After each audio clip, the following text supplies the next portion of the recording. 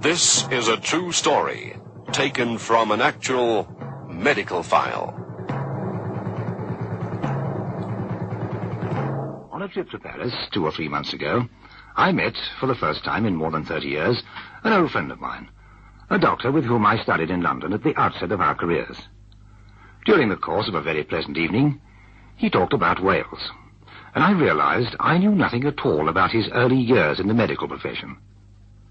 My story tonight, then, took place in the late 20s, when Dr. Andrew Everett had only just qualified, and I've called it The Honeymoon.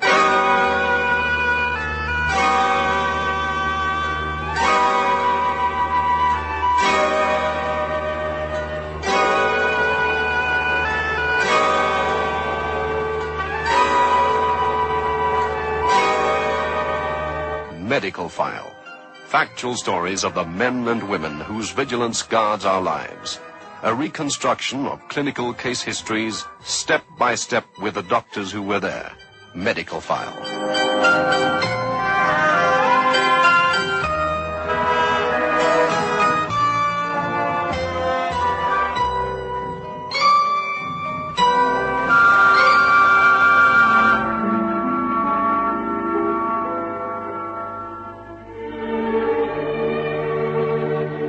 Andrew didn't exactly pass out of medical school with flying colors, but he got his ticket, as they used to say, and didn't have to wait long for an appointment. He celebrated by marrying the girl who'd been his childhood sweetheart, and together they left London for Aberfilly, a Welsh coal mining town. The appointment was the best of the two he'd been offered. At least, the remuneration was far superior. He'd been appointed medical officer to Aberfilly Colliery. A free house was available. In fact, Andrew and May, his new wife, didn't have time for a honeymoon at all. They were married on a Saturday morning in March, and after a brief reception, found themselves on a train bound for North Wales via Oxford and Shropshire. With the Berwyn Mountains looming in the distance and the rain pouring down, both of them fought off depression and the almost overriding temptation to get off the train at any small station along the way, sleep the night in the waiting room, and return to warm, friendly London the next morning. But they didn't. And at 8 o'clock that night, they arrived in Aberfilly, were shown their house, and with the rain still pelting down, prepared for their first night together as man and wife. You're sure you're not hungry? No, Andy, I'm not hungry. Oh. Well, there it stands. One brand new doctor's bag. Better get some of the shine off it, I suppose, otherwise I'll never have any faith at all in me. You're going to be a wonderful doctor, I know you are. He was quite a nice man, the little man who met us, wasn't he? Fitzpatrick? Yes, it's very nice. Funny name for a Welshman. Yes, I expect his father was Irish. That's about it, I should think. Well, gosh, it's cold. It's nearly, 10. We'll tidy things up properly in the morning. Yes, I'll make it really nice in the morning. The curtains are pretty. That's something, I suppose. You're shivering. No, I'm... I love you. I love you, too. It won't always be like this. Like what? Raining and cold and awful like this. And, well, one day, you'll see, we'll have a house of our own and I'll have a decent practice. None of that matters. As long as... well, as we're together. You really are the loveliest, darlingest girl in the whole wide world. And Andy? I mean, this morning when I felt you beside me at the altar, I Andy? Yes? I'd like to go to bed. They say wet Wales, don't they? If there's much of this, I'll be run off my feet. Pneumonia, pleurisy, coughs, colds, arthritis, neuralgia. Andy? Yes, my dearest one? Can I tell you something that might shock you? Nothing you say could ever shock me. Anything you say would only make me love you even...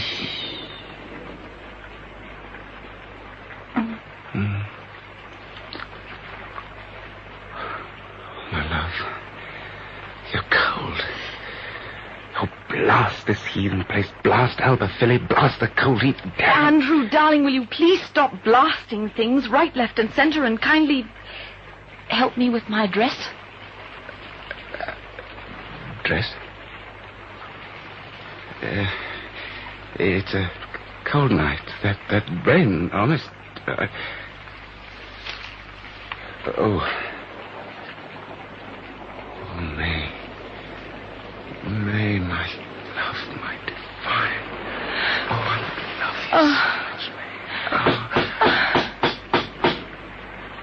Who in the name of all that's holy can that be? Maybe if you open the door, Dr. Everett, you... Dr. Man, are you there? Oh, no. Oh. Yes? What is it? Oh, you Dr. Everett? Yes. What do you want? Doctor, for the mine? Oh, you're soaking wet. Come in. What do you want? No time, Doctor. Would you mind getting into your waterproof? You're wanted at the mine.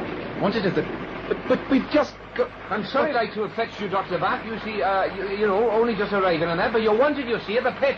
You're wanted, you're needed, you know. I'll be 2 minutes.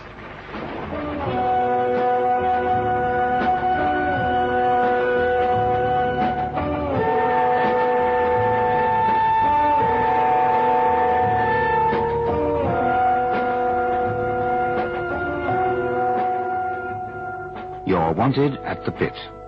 And unbeknown to any but Dr. Everett himself, the nightmare he'd feared was about to begin. You see, Andrew Everett all his life had been afraid, desperately afraid, of being underground. Even underground railways made him feel sick.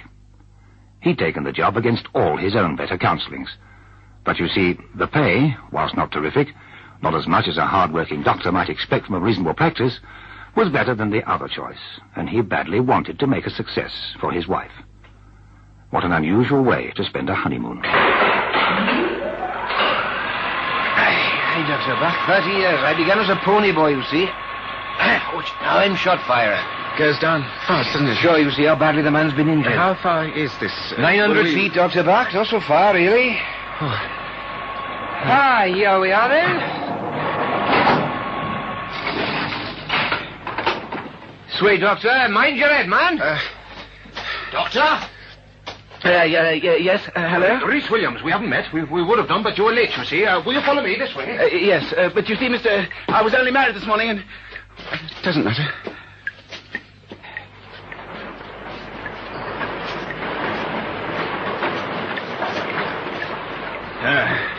The face is 2 miles from the shaft, Doctor. I hope you're in training. It takes us 40 minutes or so to reach it. Yes.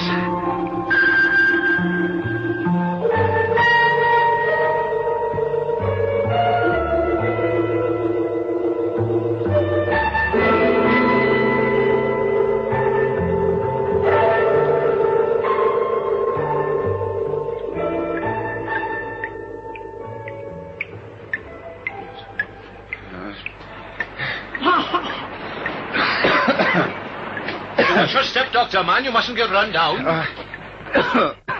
Give your bag, Doctor. No, that's all right, really. Come on, Doctor. Give it. Much farther, is it?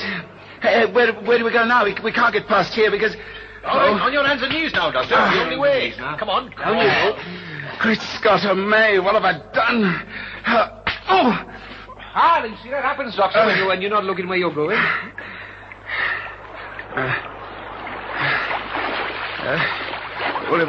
Where's all this water come from? Oh, not to worry, Doctor, man. Aberfilly's always been a wet pit. A wet pit, I see. Wet pit.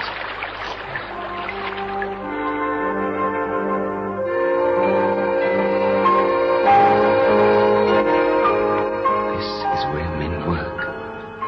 Toiling for long 8-hour shifts. Hacking, hewing, day after day through boyhood, manhood. Ye gods.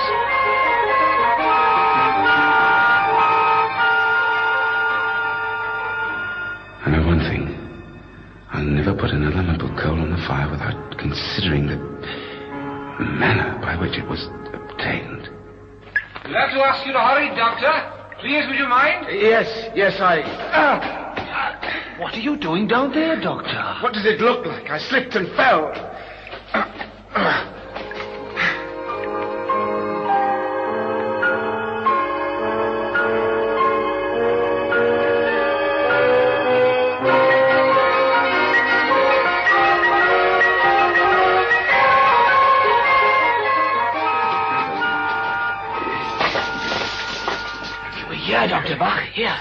It's all right, boyos. The doctor's here. The London man arrived, as expected. A bit late. Just a pity. But it can't be helped, can it? Over here, Doctor. Jamie, a light man. Take a light. This is Brandon Pritchard. Yes. Doctor, he's in some pain, you know. I see. Will you tell what happened, Johnny? Johnny? He can't move, you see, Doctor. We don't shift him, you see. Bindi has been solid. Shot firing he was to bring the coal out like a blast undercut, you see. Brought down all the broken stuff. It was that caught Brandon here. All right. His leg. Okay. And you see, Doctor, it's any moment now, and the whole roof might cave in like that's the trouble. Like we ought to get him out. Quick like, Doctor. All right. Let me have a look at him. Heaven help me.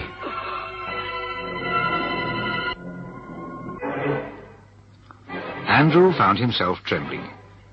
He observed the man called Johnny's glance at the shelf of rock above them. He noted how insecure it looked. And then he looked at his patient again, and for a moment was unable to move except for the violent trembling that overtook him. The trapped miner's left leg was crushed, mutilated almost beyond recognition. The man was so wedged he couldn't be moved an inch. The solution? An immediate amputation below the knee. What do you think, Doctor? We'll get him out of this. It's funny, you know. Tomorrow's the 29th.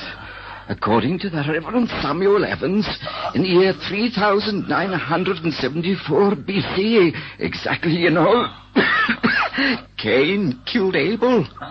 I don't know how we can be so accurate. What can we do, Dr. Buck? The roof's going to come down. Well, let me just unpack my bag.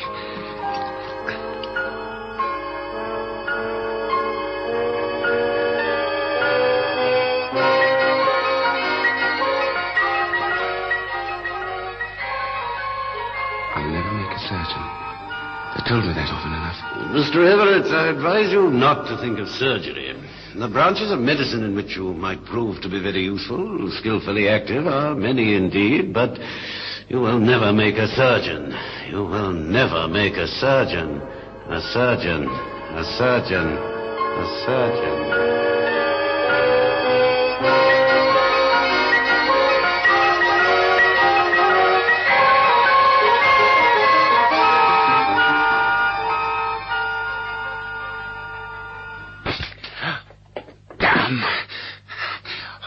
Hold that. Aye, Doctor. And you, please. Doctor. Those scissors. As soon as I ask. Aye, Doctor. Right. Now then.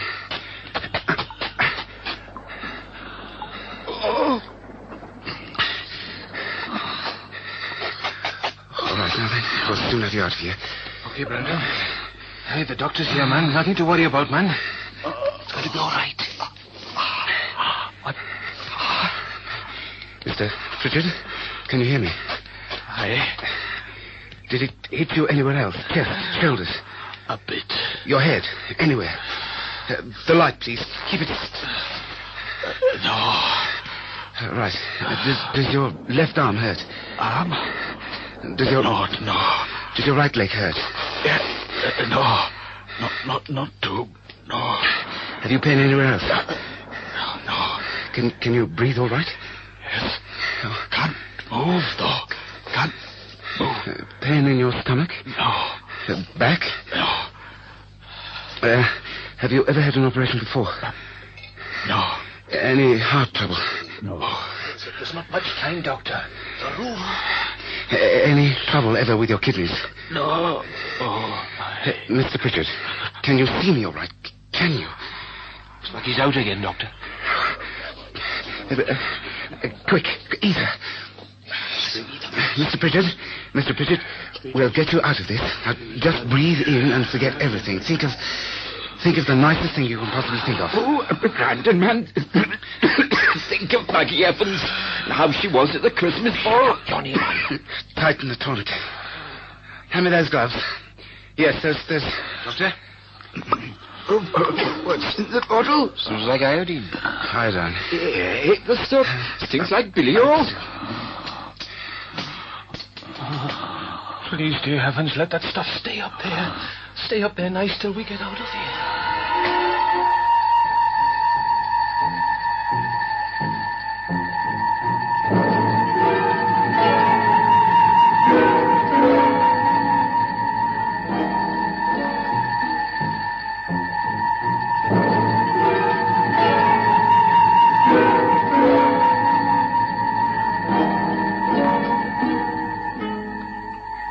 swabbed the knee with the iodine, Andrew made the first incision.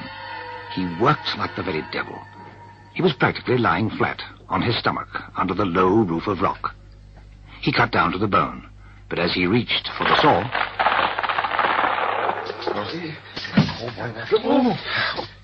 Was that important, Doctor, that bottle? Damn. Hot? No. Yes. The anesthetic.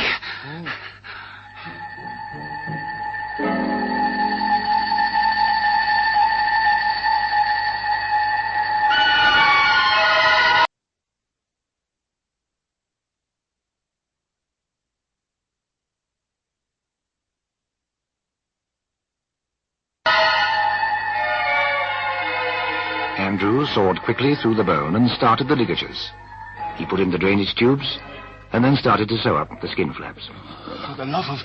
Doctor, we haven't any time left. Then, Mr. Williams, you'd better get out of it and leave it to me. If you're frightened. Do you box, Doctor? What? Shut up, Williams. Leave that remark, Doctor. We'll see the two of us in the ring together within the next 24 hours. In the ring, Mr. Williams? Yes. Oh, heaven. Look at the roof. Thanks, Doctor. That was a nice job. I never saw all of it, you know. Just that last bit there. Funny to say goodbye to a leg. I had it a long time. Hit many a goal with it. For Aberfilly, you know. He's been conscious and watching me.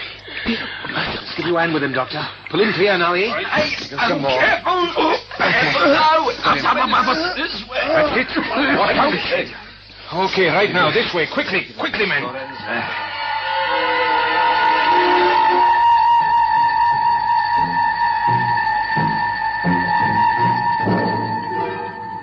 They got Brandon Pritchard clear, put him on the stretcher, and moved away only 50 feet when...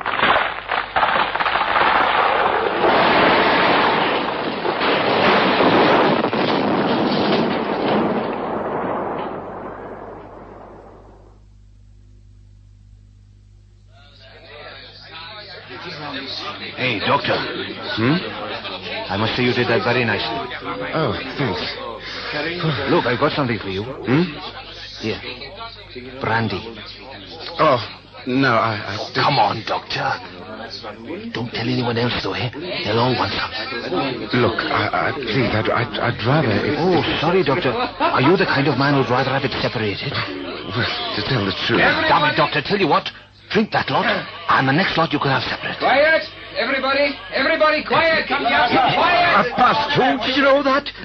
Quiet. 2:30, and Brandon Pritchard will never play football again. Aye, but he'll see his grandchildren born, Men! and can go to the Black Mountains next summer like he did last summer, huh? No, men, listen! Come on. We've only got coffee, nothing stronger, but before we go, we're going to drink a toast to a brave new doctor, the pride of Aberfilly. Well, I ought to go home to my wife. Doctor, man, I don't want to speak out of turn, like, but I've a feeling that our mine was not to your special liking. Am I right? Am I right in saying you wouldn't choose voluntarily to spend a Saturday down in Aberfilly mine? Some of us, you see, are born to it, man. Some of us have to get used to it. Aye. Some can't put up with it unless they have to. It takes a lot of will, you see, and Dr. Everett there made that will happen within him. Aye. Dr. Everett back. Doctor? Hey, where's our doctor gone to then? Doctor? Was it Doctor? Where are you?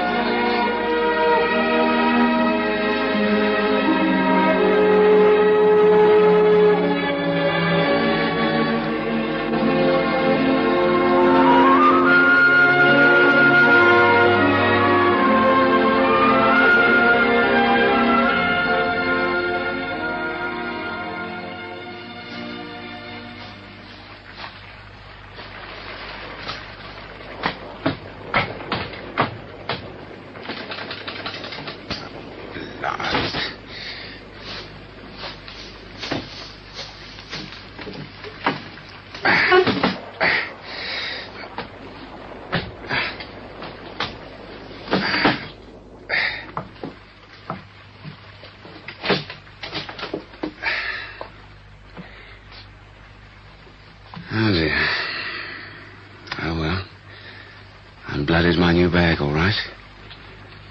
What a way for a man to spend the first night of his honeymoon.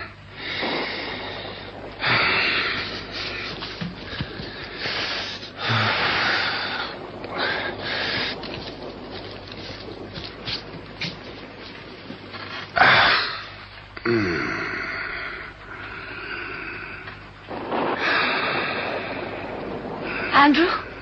Andy? Andy, oh, Andy, darling.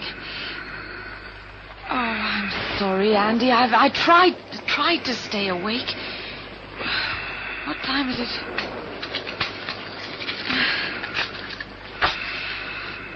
Gracious. Oh, Andy, you've been drinking. Oh, how could you? We've only just been married. I never thought... Oh, the first night would be like this. Oh, Andy.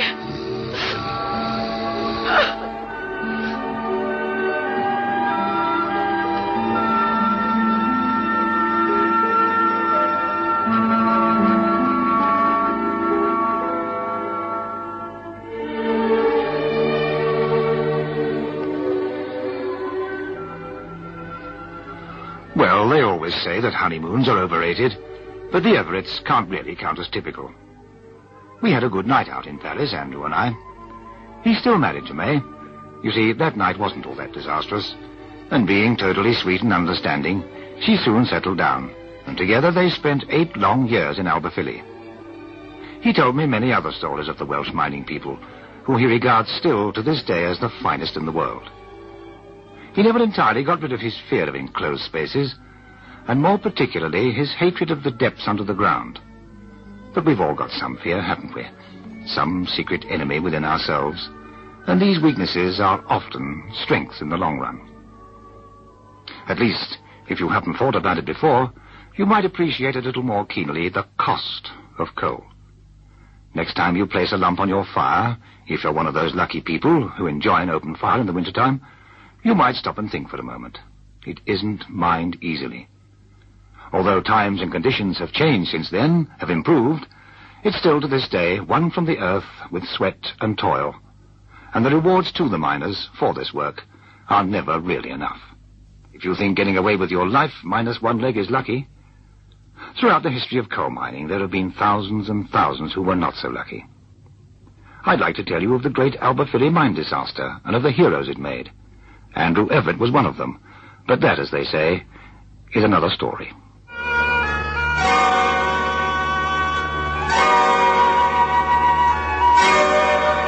Medical File, the documented story of the men and women who in hospitals, research centers, and lonely surgeries guard our lives.